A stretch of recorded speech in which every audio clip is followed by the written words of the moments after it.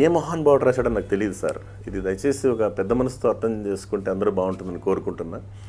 చిన్న కిడ్స్ని తీసుకుపోయి, అంటే ఐ మీన్ ఊహ రానంత వరకు ఉన్నటువంటి బిడ్డలు తీసుకుపోయి హాస్టల్లో వేస్తారు సార్. 3.5 year బిడ్డను, అంటే చిన్న చిన్న పిల్లల్ని. ఇది నాకు ఇది ఏ మహానుభావుడు రాశాడో నాకు తెలియదు. మా గురు నరసింహారెడ్డి గారి నుంచి నేను ఈ కవిత తీసుకున్నాను. ఇది హృదయంతో వింటే చాలా బాగుంటుందని నా అభిప్రాయం సార్. కవిత పేరు చరా సార్. ఆ బిడ్డ పడే ఆవేదన, అమ్మ ఈ బాల్యం ఒక పూల హారంలా నీ కంఠానికి హత్తుకొని ఉండాలనుకున్న నన్ను గోవు నుంచి దూడను విడదీసినట్లు ఎందుకమ్మా ఈ హాస్టల్కు పంపించావు? గడ్డి దూడకు చేపులొచ్చి పాలిచ్చి ఆవులుంటాయి, కానీ గడ్డి దూడలాంటి ఆయాలు అమ్మలవుతారా ఎక్కడైనా? 3.5 ఏళ్లకే నేనంటే మొహం మత్తిందా అమ్మ?